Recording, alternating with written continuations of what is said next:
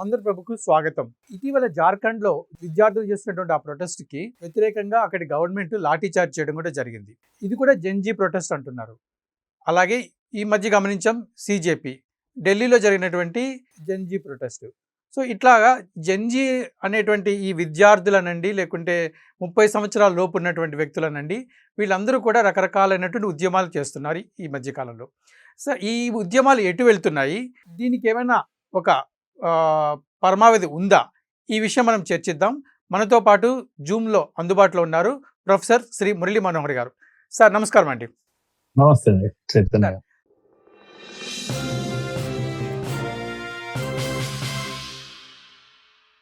నిన్న ఒక వార్త వచ్చింది సార్. జార్ఖండ్‌లో జెన్‌జీ చేస్తున్నటువంటి ఒక ప్రొటెస్ట్‌కి లాఠీ చార్జ్ జరిగిందని చెప్పి.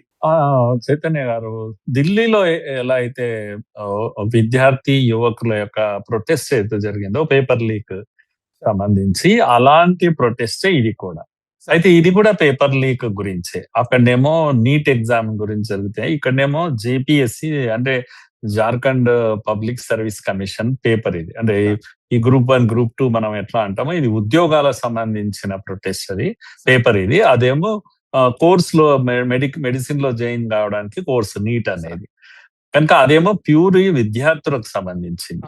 వాస్తవంగా ఇది విద్యార్థులే కాదు, ఇది నిరుద్యోగులది కదా, అట్లా అనుకోవాలి మనం. కానీ ఇక్కడ కనబడుతున్నది ఏంటంటే, ఇక్కడ విద్యార్థులే ఉన్నారు. మీరు అక్కడ చూసిన ఆల్మోస్ట్ 100% విద్యార్థులే ఉన్నారు ఇక్కడ. అంటే విద్యార్థులు కూడా ఎగ్జామ్ రాస్తుంటారు కనుక వాళ్ళు పీజీ చేస్తుంటారు, పిహెచ్డి చేస్తుంటారు. అలాంటి విద్యార్థులతో 18 రోజులుగా ఈ దీక్షలు కొనసాగుతున్నాయి, నిరాహార దీక్షలు కొనసాగుతా ఉన్నాయి. అక్కడ స్టూడెంట్ లీడర్స్ నిన్న విపరీతమైనటువంటి పెద్ద లాఠీ చార్జ్, వాటర్ కెనాన్స్ వాడడము. అన్నిటికన్నా ఘోరం ఏంటంటే, నిన్న చాలా పీస్ఫుల్ ప్రొటెస్ట్ ఇది. రాంచీలో జరుగుతున్న ప్రొటెస్ట్. ఎక్కడ కూడా మీకు ఇది లేదు, డ్యామేజ్ లేదు. ఒక్క బస్సు గాని, ఒక వెహికల్ గాని, పోలీస్ వెహికల్ గాని ఏది డ్యామేజ్ జరగలేదు. అందరూ కలిసి శాసనసభ వైపు వెళుతూ ఉన్నారు. అయితే అసెంబ్లీకి వెళ్ళినా, పార్లమెంట్ కి వెళ్ళినా అది అనుమతి ఉండదు. ఎప్పుడు కూడా పోలీసుకు ఆ రైట్ ఉంటుంది, అడ్డుకునే రైట్ ఉంటుంది. అడ్డుకున్నారు, లాఠీ చార్జ్ చేశారు. ఈ లాఠీ చార్జ్ కి మన జంతర్ మంతర్ లాఠీ చార్జ్ కి, జార్ఖండ్ లాఠీ చార్జ్ కి, జంతర్ మంతర్ లాఠీ చార్జ్ కి ఒక తేడా ఉంది.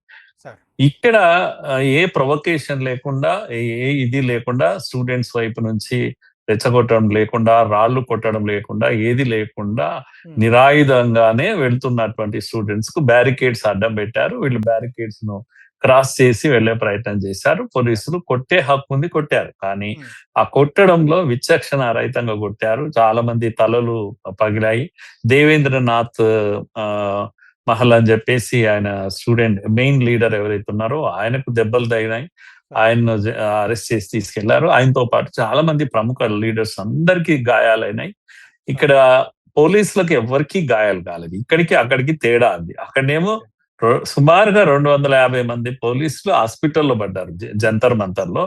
జార్ఖండ్ లో పోలీసులకు దెబ్బలు తగలేదు. కానీ పోలీసులు లాఠీ ఉపయోగించడము, ఆపడం అనేది వాళ్ళ హక్కు కనుక ఆపారు. సాధ్యమైనంత వరకు అసెంబ్లీకి వెళ్లకుండా చేశారు. దారుణం ఏంటంటే, ఇక్కడ మహిళలు ఉన్నారు, స్టూడెంట్స్, మహిళా పోలీసులు లేరు. ఎక్కరు కూడా మహిళా పోలీసు కనపడదు ఇక్కడ. అంటే అర్థమైందంటే, ఈ దాడిలో పెద్ద ఎత్తున వాటర్ కెనాన్స్ తో రోడ్ల పైన పిల్లలు వాటర్ కు కొట్టుకుపోతున్నారు. పవర్ఫుల్ వాటర్ కు అమ్మాయిలు కూడా కొట్టుకుపోతున్నది కనిపిస్తది. అమ్మాయిలతో చేయి చేసుకోవడం, అమ్మాయిల్ని కొట్టడం, ఎవరు పురుష పోలీసులు మహిళలను కొట్టడం అనేది ఇక్కడ ప్రత్యేకంగా మనకు కనపడుతున్నటువంటి విషయం. సరే, ఈ దారుణము అటు ఇటు పోలికలు చూసుకున్నప్పుడు, దీంట్లో ఈ అక్కడ జరిగినట్టుగా నేరస్తులు 2800 మంది నేరస్తులు, అంటే పూర్వ చరిత్ర ఉన్న వాళ్ళు, రేప్ కేసులు ఉన్న వాళ్ళు అనుకుందాం, లేకపోతే రకరకాల పోస్కో కేసులు ఉన్న వాళ్ళు అనుకుందాం, డెకాయిటీ కేసులు ఉన్న వాళ్ళు అనుకుందాం, 2800 మంది కెమెరాల్లో దొరికారు. అంటే అదేంటి జంతర్ మంతర్ ఉద్యమంలో నేరస్తులు పాల్గొన్నట్టు మనకు అక్కడ సాక్ష్యాధారాలు ఉన్నాయి. ఇక్కడ అలాంటిది ఏమీ లేదు. ఇది జనరల్ గా చెప్పుకోవాలంటే, అక్కడికి ఇక్కడికి తేడా ఏంటంటే, అక్కడనేమో నీట్ విద్యార్థుల సమస్య కోసం చేస్తున్నాము అన్నారు సిజేపీ పేరు మీద. కానీ విద్యార్థులు తక్కువ ఉన్నారు, రౌడీలు ఎక్కువగా ఉన్నారు, బయటి నుంచి వచ్చిన వాళ్ళు ఎక్కువ ఉన్నారు. ఒక పద్ధతి ప్రకారమే అక్కడ దాడులు జరిగాయి.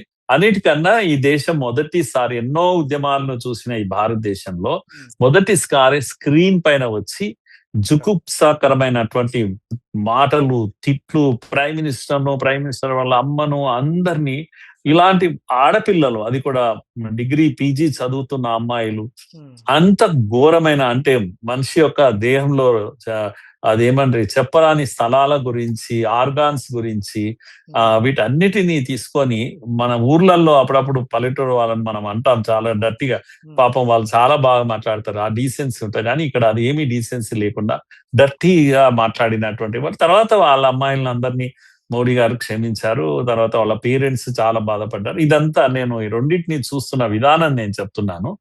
అక్కడనేమో అల్లరి మూక ఉద్యమంలో ఉంది, జంతర్ మంతర్ లో ఉద్యమాన్ని తప్పుదారి పట్టించి. అన్నిటికన్నా ప్రధానమైనది ఏంటంటే ప్రైమ్ మినిస్టర్ ఇంటి దగ్గర కాంగ్రెస్ నాయకుడు స్వయంగా నాయకత్వం వహించి ప్రైమ్ మినిస్టర్ ఇంటి దగ్గరికి ఒక వీళ్ళు వెళ్ళడం, వందలాది వేలాది మంది వెళ్ళడం, పార్లమెంటు వైపు పరిగెత్తుకుంటూ వెళ్ళడం, ఇవన్నీ సెక్యూరిటీని డిస్టర్బ్ చేసేటువంటి పనులు. ఇవన్నీ అక్కడ జరిగితే, జంతర్ మంతర్ జరిగితే, ఇక్కడనేమో 18 రోజుల తర్వాత వీళ్ళంతా కూడా అసెంబ్లీ వైపు వెళ్తున్నప్పుడు నిన్న జార్ఖండ్ లో రాంచీలో జరిగినటువంటి ఈ సంఘటన, ఈ రెండింటిని నేను అలా చూస్తున్నానండి. ఓకే, రెండు మీరు అన్నట్టుగా ఢిల్లీలో కనిపిస్తున్న జంజీ ఒకటిలా ఉంటే జార్ఖండ్ లో కనిపిస్తున్న జంజీ, ఓవరాల్ గా భారతదేశంలో జంజీ అంటే యువకుల విషయం చూస్తే ఇక్కడ రెండు రకాలు కనిపిస్తున్నాయి సార్ ఖచ్చితంగా. ఒకటి, ఈ అనుకున్నది అనుకున్నట్టుగా అది ఉపయోగపడుతుందా లేదా, అది పరిష్కారమా కాదా, ఇమీడియట్గా అదే జరిగిపోవాలి. ముఖ్యంగా మనం చూసాము ఎడ్యుకేషన్ మినిస్టర్ రాజీనామా. సో అది పరిష్కారమా కాదా అని వాళ్ళకి ఆలోచించట్లేదు, కేవలం ఆయన రాజీనామా ఇవ్వాలనేది మేజర్గా పెట్టుకున్నారు, అది సాధించారు. అయితే ఇక్కడ కొంత మనము ఇప్పుడున్నటువంటి ఈ వీళ్ళు పిలిచేటువంటి ఈ జెన్జీ అనేటువంటి ఈ జనరేషన్ గురించి మనం కొంచెం డిస్కస్ చేస్తే, ఇప్పుడున్నటువంటి భారతదేశం మనం ఒక జూమ్ కాల్లో కూడా మీరు చెప్పారు, ఇప్పుడున్నటువంటి అక్కడ పాల్గొన్న వాళ్ళంతా కూడా భారతీయ జెన్జీ అని మనం రిప్రజెంట్ చేయట్లేదు. ఇప్పుడు భారతీయ జెన్జీని రిప్రజెంట్ చేయాలంటే సుమారు 40 కోట్ల మంది జెన్జీ ఉంటారు సుమారుగా అని అన్నారు. సో ఇప్పుడు చూస్తే ఇటీవల సంఘటనలు చూస్తుంటే, మన శ్రీహరికోటలో జరిగినటువంటి ఈ స్కై రూట్ వాళ్ళ యొక్క ర్యాకెట్ లాంచ్ ఏదైతే ఉందో, కేవలం వాళ్ళు ప్రధానమంత్రి గారు ఆ రోజు వాళ్ళకి అప్రిషియేట్ చేస్తున్నప్పుడు దాని వ్యక్తి కూడా అన్నాడు ఏమనంటే, ఇక్కడ ఏదైతే ప్రయోగం చేశారో వీళ్ళు కేవలం 25 సంవత్సరాల నుంచి 28 సంవత్సరాల లోపు యావరేజ్ ఈ ఏజ్ వాళ్ళే ఉన్నారండి. అంటే సుమారు వాళ్ళందరూ జెన్జీ అంటే సుమారుగా 30 సంవత్సరాల వాళ్ళు. సో అసలు ఈ జెన్జీని ఎట్లా అర్థం చేసుకోవాలి? రెండు విభిన్నంగా కనిపిస్తున్నాయి. అసలు చైతన్య గారు, ఇంతకు ముందులో మీరు జెన్జీ లేరా అండి, జెన్ వై, జెన్ ఎక్స్ లేరా, ఎందుకు అంత గతంలో ఎన్నడూ ఈ జెన్జీ అనే పదం వాడుకోలేదు, ఇప్పుడు ఎక్కువగా ఎందుకు వచ్చింది అంటే, విషయం ఏంది అంటే, ఈ పదము వాడే ఉద్దేశంలోనే స్టూడెంట్ ఆర్గనైజేషన్స్, పొలిటికల్ పార్టీస్ కు ఒక క్రెడిబిలిటీ లేకుండా పోయిందండి. మనం దయచేసి అర్థం చేసుకోవాలి. ఎప్పుడైనా ఈ ఉద్యమాలు అనేవి మనకు వెనకాల చాలా పెద్ద పెద్ద శక్తులు అన్ని కూర్చొని ప్లాన్ చేసి ఉద్యమాలను నిర్మాణం చేస్తుంటాయి. ఒకటి, ఓసారేమో స్పాంటేనియస్ గా ఒక ఇష్యూ జరిగినప్పుడు రోడ్ల పైకి రావడం. ఉదాహరణకు మీరు ఢిల్లీలో అప్పుడు అమ్మాయి రేప్ కేసు జరిగింది, దాన్ని అప్పుడు బస్సులో తీసుకెళ్లి అమ్మాయిని రేప్ చేసినప్పుడు అది దాంట్లో స్పాంటేనియస్ గా ప్రజలు రోడ్ల పైకి వచ్చారు, చర్యలు తీసుకునేంత వరకు వినలేదు. ఆ తర్వాత అలాంటివన్నీ కూడా స్పాంటేనియస్ జరుగుతాయి. ఇక్కడ జరిగింది ఏంటంటే, నీట్ ఎగ్జామినేషన్ లీక్ జరిగింది అనేది నిజం. దాంట్లో కొంతమంది ఒత్తిడికి గురై పిల్లలు ఆత్మహత్య ఎంతమంది చేసుకున్నారో మనకు తెలియదు, కానీ వీళ్ళు ఒక 50 మంది అంటారు, 40 మంది అంటారు, ఇవన్నీ 20 మంది అని ఉంటారు. ఇవన్నీ ఏం జరిగినా కూడా నేనేమంటారు అంటే, లీక్ జరిగింది, ఎవరు కోరుకోరు, లీక్ జరగకూడదు. కానీ నీట్ ఎగ్జామినేషన్ లీకేజ్ తర్వాత 23 రోజులు అనుకుంటే, 25 రోజులు కూడా మించక ముందే మళ్ళీ పరీక్ష జరిగింది. తర్వాత రీ ఎగ్జామినేషన్ అయిపోయింది, రిజల్ట్ ఇచ్చారు, అందరూ జాయిన్ అయిపోయారు. ఎవరైతే నేరస్తులు, ముఖ్యంగా టీచర్స్, పేపర్ సెట్ చేసిన టీచర్స్, మహారాష్ట్ర, రాజస్థాన్ వివిధ రాష్ట్రాల నుంచి వచ్చిన వాళ్ళు అందరినీ అరెస్ట్ చేసి వాళ్ళు జైల్లో పెట్టారు. కేసులు పెట్టారు, కేసులు జరుగుతున్నాయి. తప్పు జరిగింది, కల్ప్రిట్స్ పట్టుకున్నారు. ఇంకా 7 రాష్ట్రాల్లో వెతుకుతున్నారు. ఇంకా అనుమానము ఇది ఉంది కనుక ఆ తీగను పట్టుకొని వెళ్తున్నారు అనేది ఇప్పుడు చెప్తున్న విషయం. కానీ ప్రధానమైన సూత్రధారులను పట్టేశారు, లోపలేశారు. ప్రభుత్వం ఎప్పుడైనా ఎంత పెద్ద ప్రభుత్వం అయినప్పటికీ కూడా సంఘటన, ఉదాహరణకు రైలు యాక్సిడెంట్ అయితే జరగకూడదు. యాక్సిడెంట్ ప్రభుత్వం మరి ఏం చేస్తుంది? ఇది నిజం. పెహల్గాం దాడులు జరిగినాయి, జరగకూడదు. అట్లా ప్రభుత్వం ఏం చేస్తుంది అనేది నిజం అండి. కనుక ప్రభుత్వాన్ని ప్రశ్నించాలి. నువ్వేం చేస్తున్నావు? పహల్గా వాళ్ళు వచ్చేసి పాకిస్తాన్ నుంచి వచ్చారు, కొట్టారు, హిందువులను చూసి కొట్టారు. మరి ప్రభుత్వం ఏం చేస్తుంటే బలహీనత, దానికి రాజీనామా చేయాలి కదా, ప్రభుత్వం దిగిపోవాలి కదా, పడిపోవాలి కదా. కానీ లాస్ట్ 10 years అంటే కాంగ్రెస్ పీరియడ్ లో ప్రతి నెలకు రెండు బాంబులు పేలేవి, ప్రజలు చనిపోయేవారు. బాంబేలో పేలితే 150 మంది చనిపోతారు రైలు పైన. దిల్సుఖ్ నగర్ లో ఒకసారి పేలుతుంది, గోకుల్ చాట్ లో ఇంకొకసారి పేలుతుంది, తర్వాత వారణాసిలో పేలుతుంది. 10 ఏళ్లలో 20 బాంబు పేలుళ్లు జరుగుతాయి. బాంబేలో జరిగితే 3 రోజులు మొత్తం స్తంభింపదు. ఇలాంటివి ఎందుకు ఇప్పుడు జరగడం లేదు? మరి 10 ఏళ్ళు వరుసగా బాంబింగ్ జరిగినా ప్రభుత్వాలు దిగిపోయాయా? దిగిపోలేదు కదా. కాపాడడంలో ఫెయిల్ అయిపోయినాయి, కానీ దిగిపోయాయా? దిగిపోలేదు. అందుకే నేనేమంటున్నా అంటే ప్రజలందరూ కూడా ఆలోచించాల్సింది ఏంటంటే, ఒక సంఘటన జరిగినప్పుడు ప్రభుత్వం ఎట్లా వ్యవహరిస్తుంది, చిత్తశుద్ధి ఉందా లేదా? ఇంకా ఈ ప్రభుత్వము, మోడీ ప్రభుత్వం నీటును తెచ్చింది. మోడీ ప్రభుత్వం ఎందుకు తెచ్చింది మరి అంటే, ప్రజల కష్టాలు చూసి తెచ్చింది. 20, 30, 40 ఎగ్జామినేషన్స్ జరిగేవి ఈ రాష్ట్రంలో 2016కు ముందు. అన్నిటినీ ఒకే ఎగ్జామ్ కిందికి తీసుకురావాలి, తల్లిదండ్రులకు కష్టం లేకుండా చూడాలి, ఒక్క పరీక్షతోటి దేశంలో అన్ని మెడికల్ కాలేజీలో అడ్మిషన్స్ ఇవ్వాలి. అందుకని సెంటర్స్ కూడా ఏం చేశారు? 500 సెంటర్లు ఉంటే 5,000 సెంటర్స్ చేశారు. ఇలా నీట్ అనే వ్యవస్థను ఎందుకు తెచ్చారంటే, మీకు క్యాపిటేషన్ ఫీజు వసూలు చేయకుండా ప్రైవేట్ వాళ్ళు ఇష్టమున్న దోపిడీ 3 కోట్లు 5 కోట్లకు సీట్లు అమ్ముకునేవాడు. ఇవన్నీ మరి నీటును అనే ఐడియాను తీసుకొచ్చింది కాంగ్రెస్సే. ఎక్స్పర్ట్స్ 13లో నీట్ వాళ్ళు తయారు చేశారు, ఇంప్లిమెంట్ చేయలేదు. నేనేమంటున్నా అంటే, ఇప్పుడు అగెనిస్ట్ లీక్ అనే ఒక చట్టం తెచ్చారు మొన్న. వాళ్ళ మీద భయంకరమైన శిక్షలు అవన్నీ కూడా 2010లోనే కాంగ్రెస్ తెచ్చింది ఇదే చట్టాన్ని. నేనేమంటున్నా అంటే, కాంగ్రెస్ ఎందుకు వీటిని అమలు చేయలేదు ఈ చట్టాలను? ఇప్పుడు మీరు ఏమడుగుతున్నారు? మీరు ఏం చర్యలు తీసుకుంటారు? లీక్ వ్యతిరేకంగా ఘోరం ఈ రాష్ట్రం, దేశంలో విద్యారంగం బ్రష్ పట్టిపోయింది. లీకేజ్ల మీద లీకేజ్, కరెక్టే, లీకేజ్ల మీద లీకేజ్ జరిగినప్పుడు ఇది కొత్తగా కాదు. కాంగ్రెస్ ప్రభుత్వం ఉన్నప్పుడు 152 లీకులు జరిగినాయి. అప్పుడు 152 ఇప్పుడు కేసులు ఉన్నాయి. ఫాస్ట్ ట్రాక్ కోర్టు తెచ్చినందుకు అవన్నీ ఇప్పుడు కోర్టు దగ్గరికి వచ్చాయి. నేనంటే, ఫాస్ట్ ట్రాక్ కోర్టు మీరు ఎందుకు తీసుకురాలేదు? చట్టం మీరు ఎందుకు పాస్ చేయలేదు? అంటే దోపిడీ ఏదైతే ఉందో అది కొనసాగాలి. మంత్రులకు, ముఖ్యమంత్రులకు 100 కోట్లు ప్రైవేట్ మెడికల్ కాలేజ్ ఇచ్చేదాన్ని కొనసాగించడానికే మీరు చట్టాన్ని పార్లమెంట్ లో పెట్టలేదు. మరి ఎందుకు చేశారు అంటే, వాళ్ళని భయపెట్టడానికి. మేము చట్టం వస్తుంది ఇంకో చట్టం వస్తుంది అని భయపడి మరింత డబ్బు ఇవ్వడానికి. ఇది కదా ఇది ప్రజలు ఆలోచించాల్సింది. మరి మీరు ఎందుకు చట్టాలను చేయలేదు? మరి చట్టాలను చేసి ప్రజల కష్టాలు తగ్గించడానికి ఒకే పరీక్ష కిందికి తీసుకొచ్చి క్యాపిటేషన్ ఫీజు లేకుండా ఇవన్నీ చేసిన మోడీని మనం శిక్షిద్దామా? లేదు, వెంటనే లీక్ అయింది కనుక సరిదిద్ది వెంటనే పరీక్ష పెట్టి రిజల్ట్స్ ఇచ్చినందుకు శిక్షిద్దామా?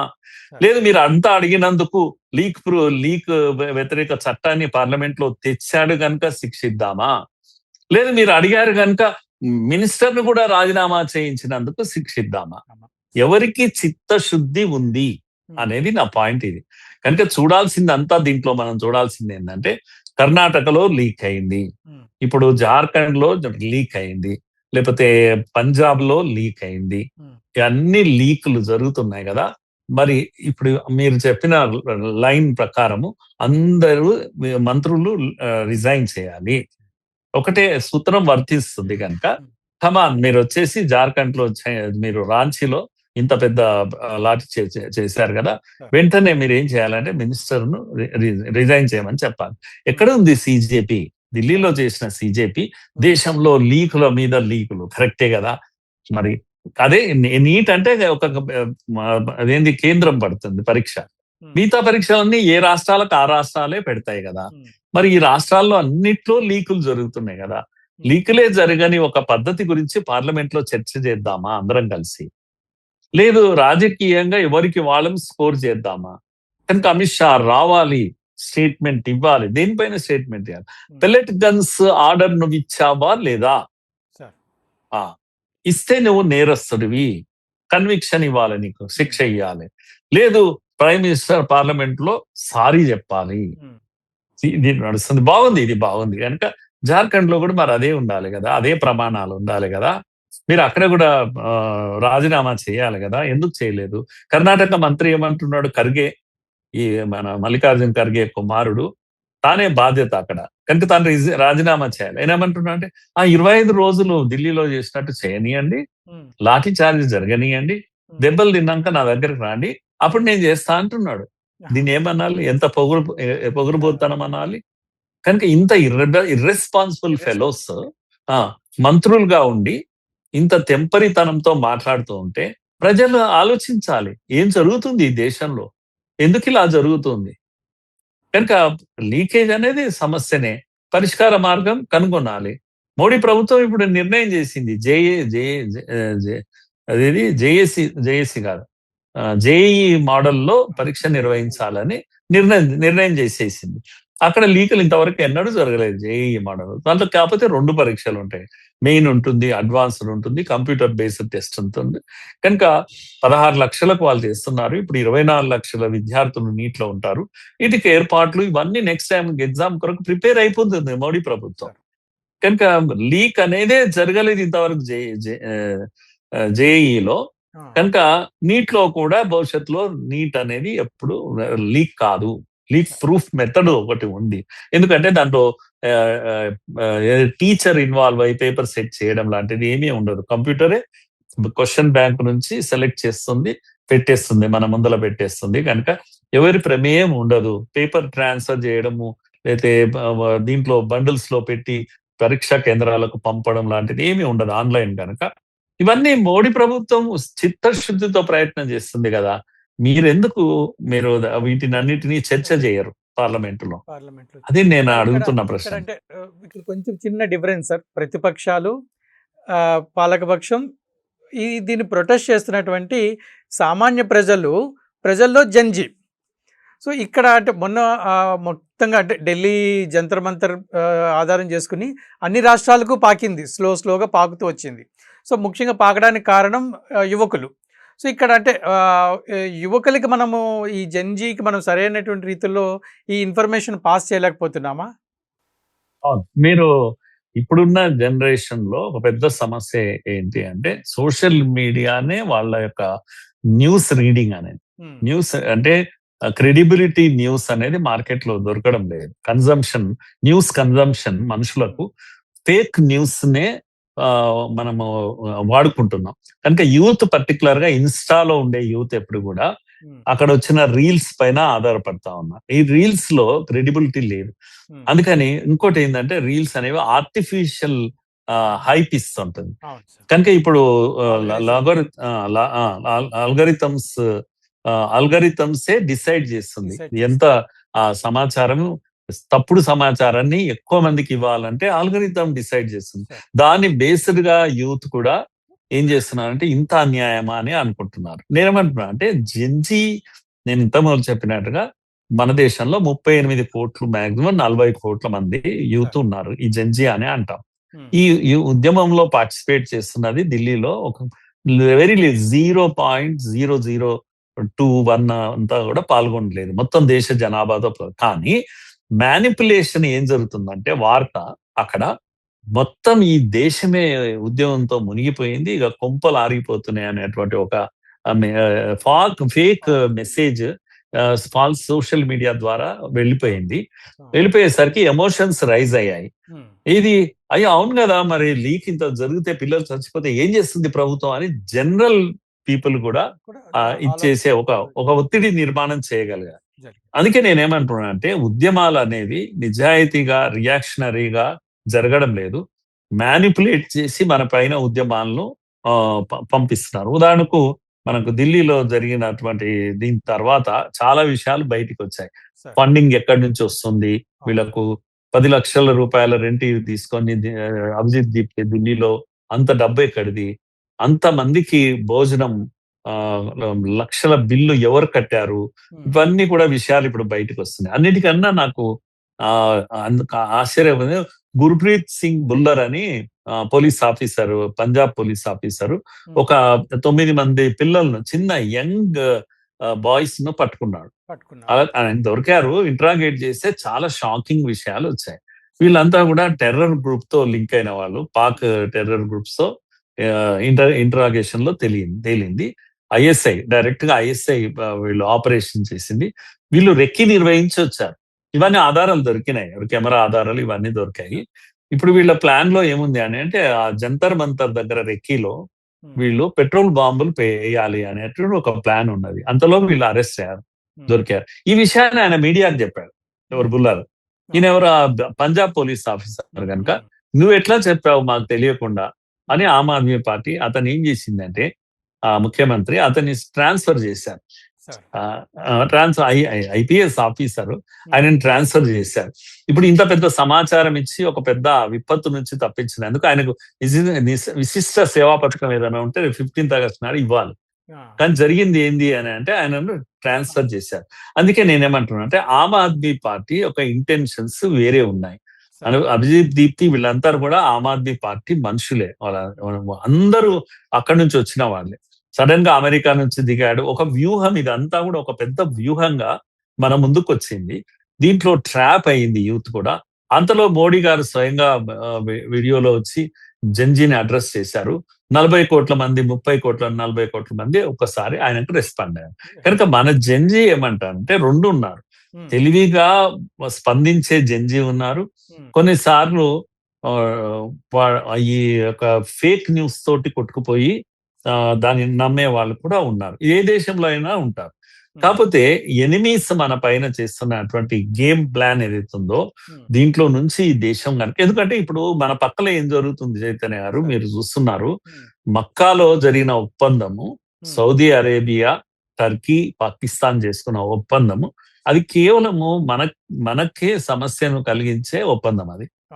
కనుక ఆ 3 దేశాలు ఒక రకంగా ఇస్లామిక్ నాటో లాంటిది అది అక్కడ జరిగింది. కనుక ఇప్పుడు మనం పాకిస్తాన్ పైన యుద్ధం చేసినా టర్కీ, సౌదీ 2 కలిసి వస్తాయి. మనము సౌదీ పైన చేసినా పాకిస్తాన్, టర్కీ అందరూ వస్తారు యుద్ధానికి. అందుకే ఇంతవరకు పాకిస్తాన్ తో మనం యుద్ధం చేసాం మొన్న మధ్యనే. ఇప్పుడు నెక్స్ట్ యుద్ధం చేసేటప్పుడు 3 దేశాలతో చేయడానికి మనం సన్నద్ధం కావాలి. ఇది ఈ దేశానికి ఇలాంటివి ఎన్నో సమస్యలు మన చుట్టూ ఉన్నాయి. కనుక మనం ఎంగేజ్ అయ్యి ఉన్నాం. ఎప్పుడైనా గుర్తుపెట్టుకోండి, విదేశీ అంటే ఎనిమీస్ ఎప్పుడైనా మన దేశాన్ని ఆపరేట్ చేసేటప్పుడు, మనమే అయినా కూడా ఎవరైనా సరే ఆపరేట్ చేసేటప్పుడు 2 రకాలుగా చేస్తారు. ఎక్స్టర్నల్ దాడులు చేస్తారు, ఇంటర్నల్ దాడులు చేస్తారు.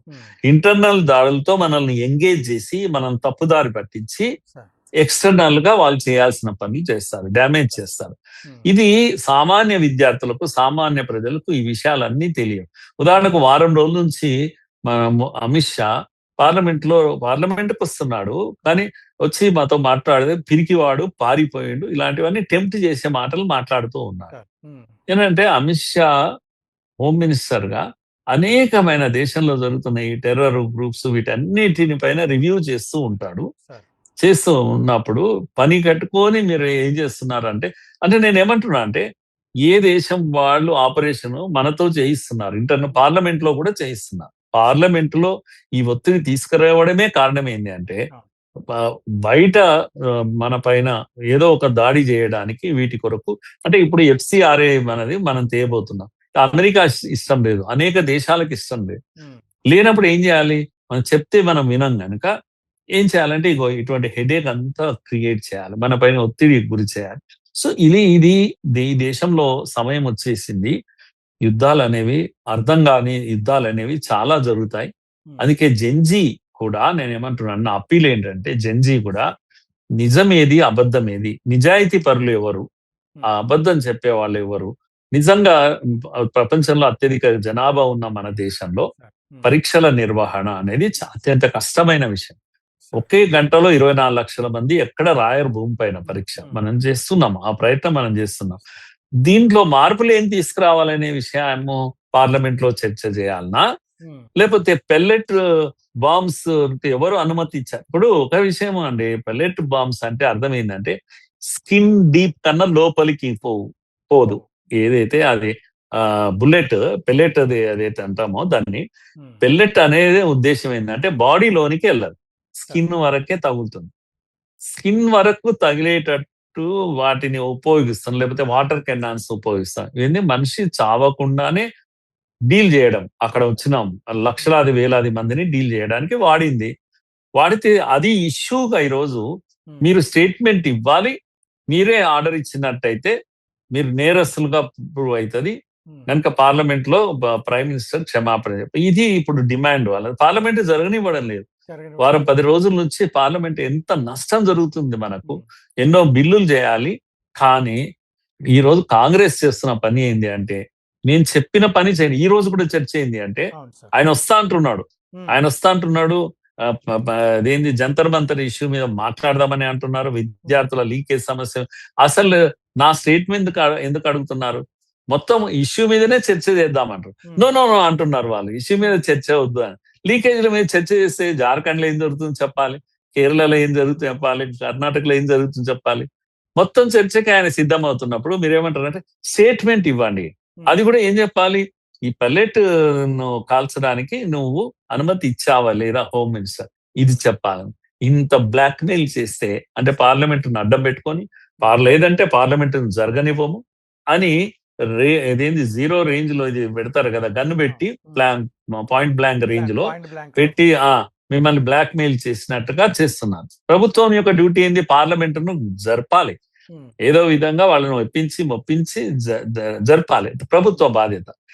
జరిపేదే లేదు, మేము అడ్డుకుంటాం, మేము చెప్పింది చేస్తేనే పార్లమెంట్ జరుగుతుంది అని. ఇలాంటి ఒక ధోరణి పార్లమెంట్ లో ఏం జరుగుతుంది, జార్ఖండ్ లో ఏం జరుగుతుంది, తర్వాత ఇక్కడ జంతర్ మంతర్లో జరిగింది ఏంటి, ప్రభుత్వ చిత్తశుద్ధి ఎంత, ప్రతిపక్షాల చిత్తశుద్ధి ఎంత, ఎవరు రాజకీయం ఆడుతున్నారు, ఎవరు నిజాయితీగా సమస్యల పరిష్కారం కొరకు ప్రయత్నం చేస్తున్నారు. తప్పులు జరుగుతున్నాయి, తప్పులు అందరివి జరుగుతుండొచ్చు, కానీ నిజాయితీ ఎవరి దగ్గర ఉంది అనేది ఇప్పుడు ప్రజలందరూ ఆలోచించే సమయం. నేను అనుకుంటాను ఇండియన్ ఓటర్స్ చాలా తెలివైన వాళ్ళు, మీ డ్రామాలన్నీ వాళ్ళకి అర్థం అవుతున్నాయి. ఓటేసే రోజే బుద్ధి చెప్తారు అని అనుకుంటున్నాను చైతన్య గారు. ఇటీవల మన తెలంగాణ ముఖ్యమంత్రి అయినటువంటి రేవంత్ రెడ్డి గారు మాట్లాడుతూ, ఇప్పుడు 25 సంవత్సరాలు వయసు ఉన్న వాళ్ళకి మాత్రమే ఎమ్మెల్యేగా పోటీ చేసే అధికారం ఉంది, అది 21కి మార్చాలని ఆయన ఒక స్టేట్మెంట్ ఇచ్చారు సార్. అది ఒక విషయం అయితే, ఇటీవల మోహన్ భగవత్జీ వారి యొక్క ముంబైలో ఒక సభలో మాట్లాడుతూ ఈ జంజీ ఆక్రోశం గురించి మాట్లాడారు. సో మాకు ఒక క్లారిటీ ఇవ్వండి, అసలు ఈ జంజీ అనేటువంటి వాళ్ళు రాజకీయాల్లోకి ఏ సమయంలో రావాలి? ఇప్పుడు సుమారుగా చెప్తే ఇప్పుడు జంజీ అంటే కనుక 30 సంవత్సరాల వయసు ఉంటుంది. సో ఈ టైంలో ఒక విధంగా రాజకీయాల్లోకి రావడం అనేది సరే 25 సంవత్సరాల నుంచి వస్తారు, కానీ పదవులు అనుభవించడానికి వాళ్ళకి అసలు మెచ్యూరిటీ, అసలు అంటే ఒక సీఎం కావాలంటే, ఒక మినిస్టర్ కావాలంటే అసలు ఏంటి ఆ మెచ్యూరిటీ లెవెల్ ఎట్లా మీరు భావిస్తారు? ఒకటి చైతన్య గారు, రోజుకు ఇప్పుడు మానవుడి యొక్క జీవన కాలం ఏదైతే ఉందో అది పెరుగుతుంది, లైఫ్ స్పాన్ అంటాం. మన దగ్గర కూడా ఇప్పుడు 74, 75 ఏది యావరేజ్ లైఫ్ స్పాన్ పెరిగింది బాగా. ఆరోగ్యం పెరుగుతుంది, వయస్సు పెరుగుతుంది, మనం బ్రతికుండే కాలం పెరుగుతుంది, ఒక విషయం. రెండవ విషయం ఏంటి అంటే ఐక్యూ లెవెల్స్ కూడా పెరుగుతున్నాయి. యువత యొక్క ఐక్యూ లెవెల్స్, చిన్న పిల్లలవి కూడా. ఇప్పుడు మీరు చిన్న స్కూల్ గోయింగ్ ఉన్నప్పటికీ ఇప్పుడు స్కూల్ గోయింగ్ ఇప్పటికీ చాలా తేడా ఉంటుంది. మన పిల్లలకు ఐక్యూ లెవెల్స్ చాలా ఎక్కువ ఉంటాయి. కనుక ఎప్పుడు రాజకీయాల్లో ఎంటర్ కావాలి అనేది మనం బార్ పెట్టి వాళ్ళను నిలపాలి అనుకోవడం కానీ అయితే తీసుకురావడం అనేది కూడా చర్చనీయాంశం పెద్ద ఏం కాదు. కాకపోతే మీరు నిజంగా చిత్తశుద్ధి ఉంటే యువతను రాజకీయాల్లోకి తీసుకురావాలి అంటే మీరు ఏం చేయాలి అంటే టికెట్లు ఇచ్చేయాలి. సరే, బార్ ఉంది కనుక ప్రభుత్వం ఏదైతే ఎలక్షన్ కమిషన్ 25 ఏళ్ళు ఏదైతే బార్ ఉందో దాన్ని తగ్గించాలన్నప్పుడు పార్లమెంట్ లో బిల్ చేయాలి. సార్. బిల్ చేయాలన్నప్పుడు దాని కొరకు ఒక చర్చ జరగాలి. ఆ! చర్చ జరగాలి. అర్జెంట్‌గా ఏదో కొంప ప్రమాదం ముంచుకొచ్చేసింది. యువతను అది తీసేసి 18కి, 20కే అది తీసుకురావాల్సిన అవసరం వచ్చేసింది అంటే, ఆ పాయింట్స్ ఏందో ప్రజలలో డిబేట్ జరగాలి. హ్మ్. ప్రజలకు మధ్యలకు రావాలి. ప్రజలందరూ తెలివైన వాళ్ళండి. పార్లమెంటే కాదు కదా! కనుక ఆ విధంగా ఇప్పుడు యంగ్‌స్టర్స్‌కు 18 ఏళ్లకు ఓటు హక్కు ఇవ్వాలి అనేటువంటిది రాజీవ్ గాంధీ గారు తెచ్చారు. సార్. తెచ్చినప్పుడు చర్చ జరిగింది బాగా. హ్మ్. అవును ఇవ్వాలి. ఎందుకంటే మెచ్యూరిటీ లెవెల్స్ పెరిగిపోయినాయి. Very good. పెరిగిపోయినప్పుడు ఓటు హక్కు ఇవ్వడము తప్పేం కాదు ఇచ్చారు. అట్లాగే కంటెస్టింగ్ హక్కు కూడా మనము పెంచొచ్చు, తగ్గించొచ్చు ఇంకా కానీ ప్రజల్లో ఒక డిబేట్ జరగాలి. సార్. కనుక రేవంత్ రెడ్డి ఒక ఆలోచనను ప్రజల ముందు పెట్టు. హ్మ్. ప్రజలను ఆలోచింపజేయండి. కానీ దానికన్నా ప్రధానమైంది ఇదేంటి అంటే సార్. ఈ, ఈ కుటుంబ పాలన హ్మ్. ఏదైతే ఉందో ఇప్పుడు పార్టిసిపేషన్ అంటామండి. అంటే డెమోక్రసీలో పార్టిసిపేషన్ అంటే ఓటు ఒక్కడే కాదు కంటెస్ట్ చేయడం కూడా. ఉదాహరణకు మనకు ఊర్లలో జెడ్పీటీసీ, ఎంపీటీసీ, సర్పంచ్‌లో మహిళలకు మనం రిజర్వేషన్ ఇచ్చాం. పెద్ద ఎత్తున మహిళలు పాల్గొంటున్నారు రిజర్వేషన్ వచ్చాక. హ్మ్. కనుక నాయకత్వ లక్షణాలు పెరిగిపోయినాయి. ఇది పార్టిసిపేషన్, డెమోక్రసీ అంటాం. అందరినీ ఇన్వాల్వ్ చేయడం. ఎస్సీ, ఎస్టీలకు రిజర్వేషన్ పెట్టాం. వాళ్ళు కూడా ఇన్వాల్వ్ అవుతున్నారు. ఇది మాది. ఈ దేశం మాది, ఈ ప్రభుత్వం మాది. మేము కూడా రూలర్స్‌గా అవుతాము అనే ఒక విశ్వాసము. కనుక ఒక ఒక ముర్ము గారు మన దేశానికి అధ్యక్షురాలయ్యారు. మొత్తం ఈ దేశంలో కోట్ల మంది గిరిజనులు ఉన్నారు. వాళ్ళందరికీ అరే! మా మా మహిళ అక్కడ వెళ్లి కూర్చున్నదా? కూర్చుంది కనుక కదా! ఇది నా దేశంలో ఇవన్నీ సాధ్యమైతాయి. ఇది నా దేశం. హ్మ్. కనుక నేను కూడా ఇందులో భాగస్వామిని. ఓటేయడమే కాదు నేను కూడా ఇవన్నీ కూడా ఒక విశ్వాసం కలిగించడం అని అంటాం. కనుక మీరు ఏం చేయాలంటే మీ కుటుంబం, కొన్ని కుటుంబాలే మీకే మీ తాతలు, తండ్రులు, మీ పిల్లలు మీరేనా ఎప్పుడు కాదు కదా! సామాన్యమైన కుటుంబాల నుంచి కూడా అధికారంలోకి రావాలి. కనుక ఈ కుటుంబ పాలనను రద్దు చేస్తామా? సార్. కానీ దాని కొరకు పరిష్కారం ఏమైనా కనుక్కుంటాం. ఎందుకంటే చాలా రాష్ట్రాలు కుటుంబాలే అవును. పరిపాలిస్తున్నాయి. ఒక డీఎంకే లేదంటే అన్నా డీఎంకే ఒక కుటుంబం పరిపాలిస్తది. ప్రాంతీయ లేపోతే పార్టీలన్నీ ఆ! సుమారుగా ఆ! అంతే. కుటుంబ పాలనలోనే ఉన్నాయి. అంతే గదా! తెలంగాణలో టీఆర్ఎస్ అంతే. లేపోతే అక్కడ తెలుగుదేశం అంతే. అన్ని కుటుంబ పాలనలే కదా! ఉత్తరప్రదేశ్‌లో ములాయం సింగ్ యాదవ్ ఫ్యామిలీ సార్. గాని, లల్లు యాదవ్ ఫ్యామిలీ గాని, కనుక ఇవి చర్చించకుండా నీకు సార్. కొత్తగా ఏదో ఐడియా వచ్చేసింది రేవంత్ రెడ్డికి 20 ఏళ్లకు 21 ఏళ్లకు మీరు పార్లమెంట్‌లో పెట్టండి. మీ ఎంపీల దగ్గర, ఎమ్మెల్యే దగ్గర చర్చ చేయండి. ప్రజల ముందుకు కూడా తీసుకురండి. చర్చను గానివ్వండి అని అంటున్నాను. ముంబైలో మోహన్ భగవత్‌జీ మాట్లాడుతూ, వీళ్ళ యొక్క ఆక్రోశాన్ని కూడా మనం లెక్కలోకి తీసుకోవాలన్నట్టుగా వారు చెప్పారు. సో, అసలు వారు ఏమి అభిలషిస్తున్నారు? అయితే యూత్ యొక్క మైండ్ సెట్‌ను బాగా అర్థం చేసుకున్న వ్యక్తిగా వారు మాట్లాడారు. సార్. యూత్ ఎప్పుడు కూడా ఒక ఇష్యూ బేస్డ్‌గా స్పందిస్తది. హ్మ్. వాళ్ళకు ఆ స్పేస్ ఇవ్వాలి అనేది వారు ముఖ్యంగా సార్. ఏంది వాళ్ళ మనోభావాలను వ్యక్తీకరించడానికి కావాల్సిన స్పేస్ కావాలి. సార్. వాళ్ళు స్లోగన్స్ ఇస్తారు. లేదా రోడ్లపైకొస్తారు. ఉద్యమాలు చేస్తారు. ప్రశ్నిస్తారు. ఎప్పుడు కూడా యూత్ అనేది ప్రశ్నించే మానసిక స్థితి ఉంటుంది. హ్మ్. డెమోక్రసీలో అది కూడా అవసరం. కనుక ఈ స్కోప్ ఇవ్వాలి. హ్మ్. ప్రశ్నించడమే దేశ వ్యతిరేకం. కనుక ఇలాంటివి ఆ ప్రశ్నలొచ్చినాయి అన్నప్పుడు అలా మనం ముద్రలు వేయడం మంచిది గాదు. ప్రశ్నించిన వాళ్ళందరూ దేశద్రోహులు కాదు. కనుక అలా అనడానికి వీల్లేదు. అనేది కూడా ఆయన చాలా క్లియర్‌గా చెప్పాడు. సార్. టోటల్‌గా ఆయన చెప్తున్నది ఏందంటే సోషల్ మీడియా వీటన్నిటి కారణంగా ఎమోషన్స్ ఉన్నాయి. యూత్‌ను మీరు ప్రశ్నించడానికి అవకాశాలివ్వాలి. వాళ్ళను వాళ్ళ ఎమోషన్స్‌కు స్పేస్ కావాలి. సార్. కనుక వెంటనే పోలీసు వీటి చర్యలు దిగి కేసులు పెట్టి వేధించడం కాదు. వినాలి. అసలు వాళ్ళు చెప్తున్నది వినాలి. వినడానికి కావాల్సిన ప్రొవిజన్ ఇవ్వాలి. ఆయనేమన్నాడు అక్కడే కాదు జంతర్ మంతరే కాదు. దేశంలో ఎక్కడైనా సరే యూత్ యొక్క వాయిస్‌ని వినాలి. అలాగే వాళ్ళకు సమాధానం కూడా చెప్పాలని అన్నారు. మీ సమాధానంలో నిజాయితీ ఉండాలి అని చెప్పాడు. లాజిక్ గూడా ఉండాలి అని చెప్పాడు. ఊరికే గాదు. హ్మ్. ఎందుకంటే ప్రెజెంట్ యూత్ లాజిక్ లేకుంటే వినరు వాళ్ళు. వినాలి. కనుక మీరు లాజిక్‌తో చెప్పాలి. నిజాయితీ ఉండాలి మీ మాటల్లో. ఇవన్నీ ఉండాలి. ఇవన్నీ తర్వాతనే మిగతా విషయము విదేశీ చొరబాట్లు లేకపోతే కుట్రలు, కుతంత్రాల గురించి ఆలోచించాలి గానీ, యూత్‌ను మీరు అర్థం చేసుకునే ప్రయత్నం చేయాలి. చాలా ఇండ్లలో ఇప్పుడు మన దగ్గర కూడా చైతన్య గారు, ఇండ్లలో కూడా డెమోక్రసీ ఉండదు. తల్లిదండ్రులు పిల్లలతో ఎలా డీల్ చేయాలని అనే విషయం అర్థం కాని పరిస్థితి వచ్చేసింది.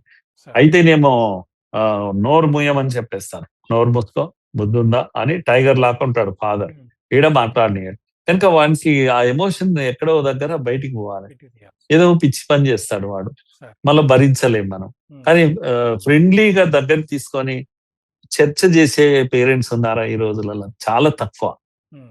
ఎప్పుడైతే నీకు మా నాన్నతో నేను హాయిగా మాట్లాడుకుంటా, మా అమ్మతో కూడా నేను మాట్లాడుకుంటా, మా ప్రభుత్వంతో నేను ఫ్రీగా మాట్లాడుకోగలుగుతా, అరుస్తాను అవసరమైతే. సరే. మా అమ్మ కూడా నేను అరిస్తే అప్పుడే కొంత బాధపడతారు. తర్వాత ఎందుకు నాయన అట్లా చేసినావు దగ్గరికి తీసుకుంటది. సరే. ఇంతే కదా కుటుంబమైనా, ప్రభుత్వమైనా ఈ ఈ పట్టు విడుపులు అనేది డెమోక్రసీలో చాలా అవసరం. ఇది ఆయన చెప్పుకొచ్చే ప్రయత్నం చేశారు సరే. చైతన్య గారు. సరే. వేరే పాలిటిక్స్ లేవు ఆయన చెప్పే దాంట్లో. వారు చెప్పిన దాంట్లో చాలా మంది అన్నారు మోడీ గారికి బుద్ధి చెప్పారు, లేకపోతే వాళ్ళకి బుద్ధి చెప్పారు. బుద్ధి కాదు, ఏం కాదు. నేర్చుకుంటామంటే నేర్చుకోవచ్చు అంతే. ఉమ్. ఒక ఎల్డర్లీ మ్యాన్ గా ఒక ఫాదర్లీ లాంగ్వేజ్ ఆయన మాట్లాడాడు. అది మనం వెల్కమ్ చేస్తే సరిపోయిందని అనిపించింది నాకు. సార్, చాలా సంతోషం. మీ విలువైనటువంటి సమయాన్ని ఆంధ్రప్రదేశ్ ప్రేక్షకులు కేటాయించి చాలా విలువైన విషయాలు తెలియజేశారు. విన్నారు కదా, ఇప్పుడున్నటువంటి యువత జెన్జీ వీళ్ళెవరో కాదు, మన పిల్లలు. సో వీళ్ళని మనం గమనిస్తున్నాం. ఒకవైపు ఇక్కడ ఎదురుగుండా కనిపిస్తుంది ఢిల్లీ ప్రొటెస్టు, జార్ఖండ్లో జరుగుతున్నటువంటి రాంచీలో జరుగుతున్న ప్రొటెస్టు. సో విభిన్న మార్గాల్లో వెళ్ళడము వాళ్ళ ఒక నైజం. కానీ ఇక్కడ మనం నేర్చుకోవాల్సింది ఏంటంటే, మన ప్రతి ఇంట్లోనూ ఒక జెన్జీ ఉన్నారు. ఇప్పుడు 40-50 సంవత్సరాలు ఉన్నటువంటి ప్రతి ఒక్కరికి వాళ్ళ ఇంట్లో ఒక జెన్జీ ఉన్నారు. సో వాళ్ళని మనం ఎట్లా తయారు చేసుకోవాలి సమాజానికి అనేది మనం ఒకసారి అర్థం చేసుకోవాలి. అది శ్రీ మనోహర్ గారు చెప్తున్నటువంటి విషయం. దీనిపైన మీ అభిప్రాయం కూడా కామెంట్ చేయండి. అలాగే ఆంధ్రప్రభకు సబ్స్క్రైబ్ చేసుకోండి. నమస్కారం.